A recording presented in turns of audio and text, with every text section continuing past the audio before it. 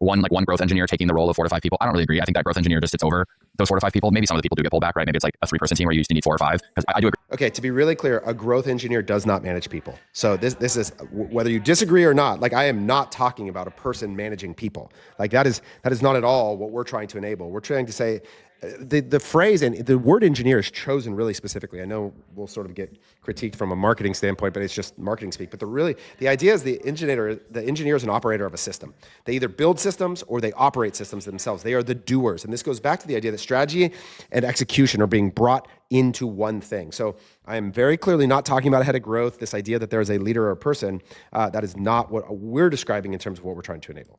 Agree. Like I think technology and process can replace some of these people. I don't think it totally wipes out 4 to 5 people, now you have 1 person doing it. I just think this is like, growth engineer, like VP of marketing, head of growth. I think it's just calling it a different thing. And I think that this is the person that just like sits over the buyer, the strategist, the other parts of the growth marketing team. And yeah, maybe you can lean out a little bit with technology, but I think it's like, I don't think beginning next year, it's like 1 person, like 4 to 5 people are turning into 1. I mean, that's like insane. Okay. So I think it's really important to say like what are we talking about? When I think about the roles that we're describing, traditionally there's this head of growth. There is media buyers in every channel. You have a creative strategist. You might have an email and retention strategist. Those are the things that are collapsing. So you'll even hear it. These guys are already on the path, whether they realize it or not. They're talking about, paid media buyer went from 1 channel to all the channels. Now, the role that needs the most examination right now, and a lot of these guys might sit in seats close to this. So like, I think that is that it's the head of growth not doing the thing is like, why? What is preventing that from happening? So to be clear, I'm not talking about just a head of marketing, head of growth. I'm talking about a doer, somebody who would actually manage the execution in the channels for social, search, et cetera, as well as what the head of growth function which Cody's going to talk about in a second, which is related to financial forecasting, media allocation, and measurement across, and ensuring that the growth delivery hits target, right? Like, so that's kind of the head of growth function. And then you have execution layers in each of the channels. And I think a lot of that's going away. The funny part about what I've discovered is that the thing that's actually not being taken away was actually where people thought AI would start, which is the production layer. So I actually think the thing that persists for the longest is the people making creative, designing emails and assets. Everyone thought that was going to be the first thing to get obfuscated away. I actually think it's way more around the button pushing and the strategy layer that actually is where AI thrives way more than making images, which everybody is spending a ton of time and energy on because it's so hard. But I actually think that's where a lot of the value accrues in the future, is that piece is actually hard to replace. But head of growth, multiple media buyers, creative strategist, email strategist, that set of things is going to be enabled to be done by much fewer people. Now, we have to be careful to talk about the distinction between a 9-figure organization with 42 markets and things that they're doing versus a $10 million brand. These are very different scopes of work.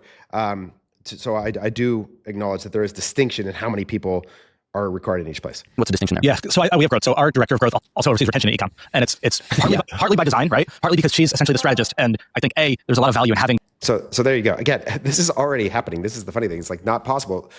Director of growth oversees retention. Like, these things are collapsing into one another, because what we're learning is that the primary job is to deliver on the financial expectation of the organization, and somebody has to be individually accountable to that outcome. And they need purview over all of these things in order to be able to do that. And so these things are already very much on collision courses towards one another.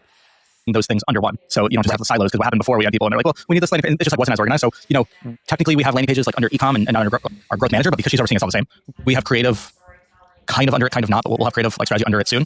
And then our growth manager is, I would say, mostly paid social. This is what we talked about during like the recruitment process and things. I think you either have to be just a media buyer across all, just to justify, like totally honestly, to justify somebody's salary, like a high 6-figure salary, you have to be media buying across all channels to make it worthwhile, right? That way you can replace a Google agency, stuff like that if you're just a media buyer, or you have to be doing things non-media buying, which... Okay, there you go. There's another collapse. So to be able to justify the media buying, you have to be able to do all of it.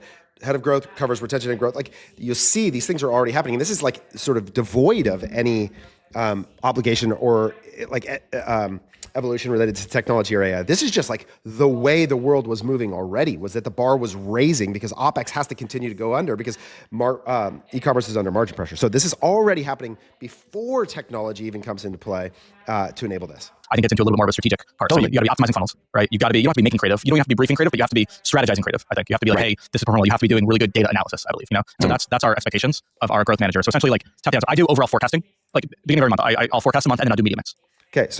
Okay. Cody just talked about a thing that like he does because he's the CEO who comes from being the marketer, but financial forecasting and media mix, this is the primary responsibility in my mind of the title of head of growth and generally what they're doing.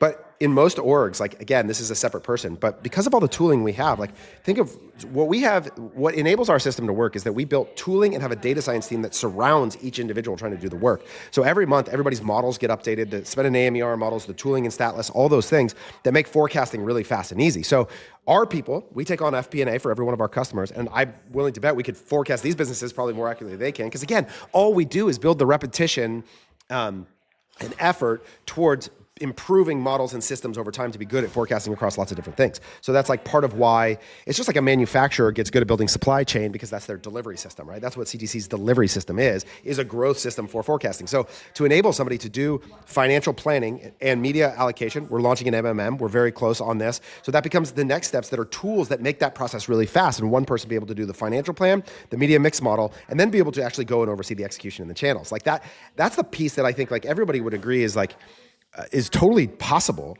but the strategic leadership, this is where like what's going to happen is not that a media buyer is going to become Cody. It's that Cody becomes the execution level resource on his own. And maybe not now that he's the CEO, but Cody, when he was the CMO, has more capacity to execute than he ever did before, because that part is being obfuscated away through the technology and AI more.